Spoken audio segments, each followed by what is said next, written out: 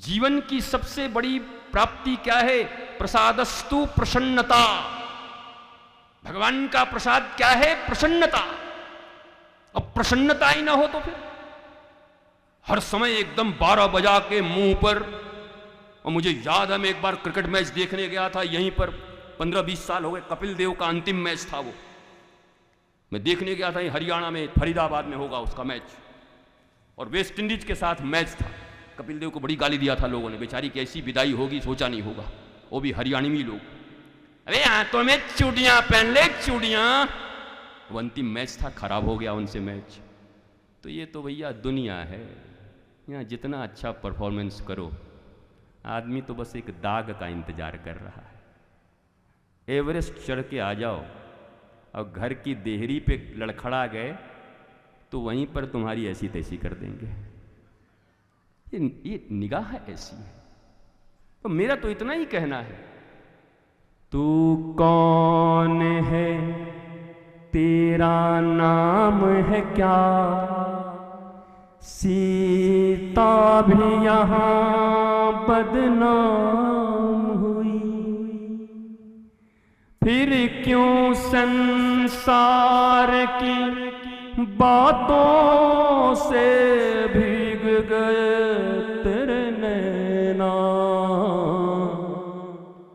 कुछ तो लोग कहेंगे,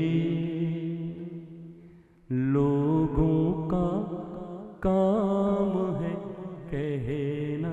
कछुआ हम में जब न्योता न आयल तो हम न जाबे, कुछ तो लोग कहेंगे। अरे निमंत्रण तो हमारे पीछे देखो, श्रीनाथ जी कहाँ गए? श्रीनाथ जी को हटाई दियो क्या रे? बताओ, तब कथा खराब हो गई हमारी ना। हम सोच रहे शक्ति मिली नहीं रही है। बताओ, ये तो हम पहले दिन के बारे हसीन सपना में इतना कथा कर दिया। इतने बड़े श्रीनाथ जी थे, अब मैं झूम झूम के कथा कर रहा हूं और बोल रहा हूं श्रीनाथ जी आप हैं ना, आप करते रहिएगा। ये महाराज कल कथा कैसे होगा? ये तो बचपन में साइकिल सीख रहे थे तो साइकिल छोड़ दिया बड़े भाई ने, तो हमको लगा पकड़े हुए हैं, तब तक खूब आराम से चला रहे थे। पीछे मुड़ के देखे कोई नहीं, धड़ाम, हाय रे अकेला छोड़ दिया। तो भगवान का भरोसा भी कितना बड़ा चीज है देखो। लेकिन बड़ा जालिमों ने धोखा दिया भाई, बताओ। तो था श्रीनाथ जी ऐसे हाथ करके खड़े, महाराज एकदम ताल बाहु ऐसे करके बुला रहे हैं सबको, आओ आओ आओ, दुनिया भर के जितने दुखी लोग हो आओ, सुख की चाहत में जितने लोग दुखी हुए, कई की तरह कोप भवन में पड़े हुए हैं, आओ, मेरा आमंत्रण है तुम्हें। श्रीनाथ जी का, हाँ हमें क्या है महाराज? तो उनकी शक्ति, उनकी कृपा, सब ही नचावत राम गुसाई, सब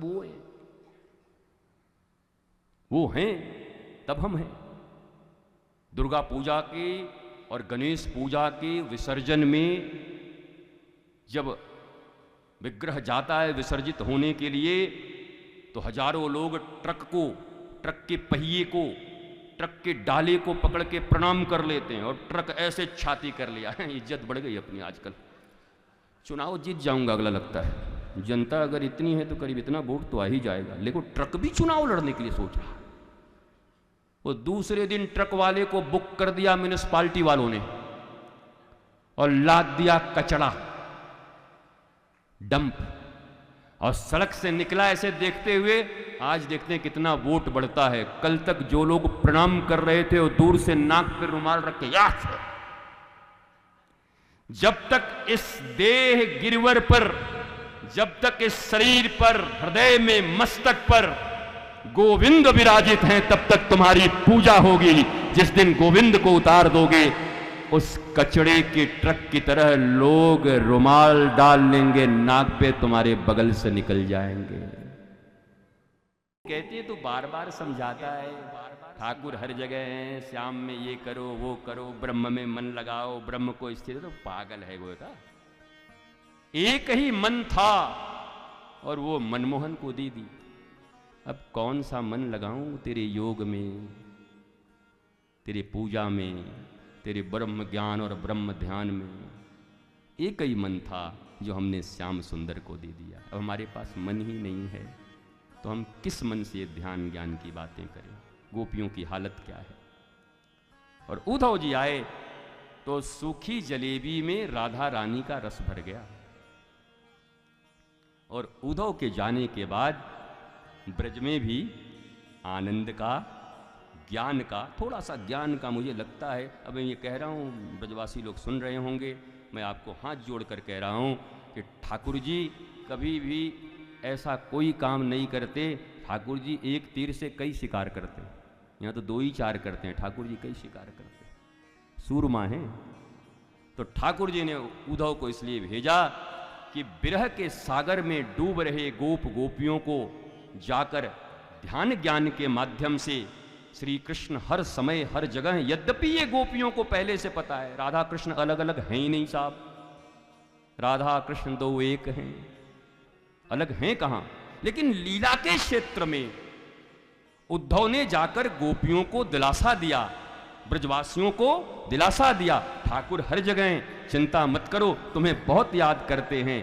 गोपियों के भी काम बन गए और उद्धव का भी काम बन गया।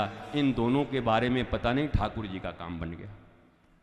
ठाकुर जी को एक रसिक सखा मिल गया उद्धव के रूप में, जिसे महामंत्री भी बनाया है उन्होंने।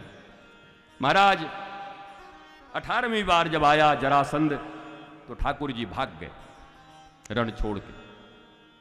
मुचकुंद के द्वारा ग्रीक, मैं भागवत पढ़ा हूं और बहुत सारे ग्रंथ में रखा हूं, तो भौगोलिक स्थिति को भी देखता हूं। ये राक्षस वास्तव में हिया वाले थे या कहीं कहीं से चुन चान के लाया था। तो जब आप अच्छे से पढ़ेंगे, शास्त्रों का अध्ययन करेंगे, तो आपको मिलेगा कि ये जो काल यवन था ये ग्रीक का था, यूनान, वहां से दोस्त बुलवाया था महाराज। जरासंध भी कम नहीं था, हमारे यहाँ की विदेश नीति उस समय भी कम नहीं थी, वहां से बुलवाया। और जब काल यवन आया तो मुचकुंद के द्वारा काल यवन का संहार करवाया, उद्धार करवाया भगवान ने। विश्वकर्मा जी को भगवान ने आज्ञा दी कि भैया बना दो द्वारिका। द्वारिका का निर्माण भी मिलिट्री बेस पे हुआ था, सैन्य कारणों से। 3 तरफ से समुद्र से घिरी है द्वारिका। उन दिनों ठाकुर जी से लड़ने वालों की संख्या कितने 100 थे कुछ पता नहीं, सारे इन्हीं के खिलाफ थे। तुम क्या सोचते हो कि भगवान जब इस पृथ्वी पर आते हैं तो सब कोई आरती की थाल लेके उनको घूम रहा होगा कि आरती बाल कृष्ण की।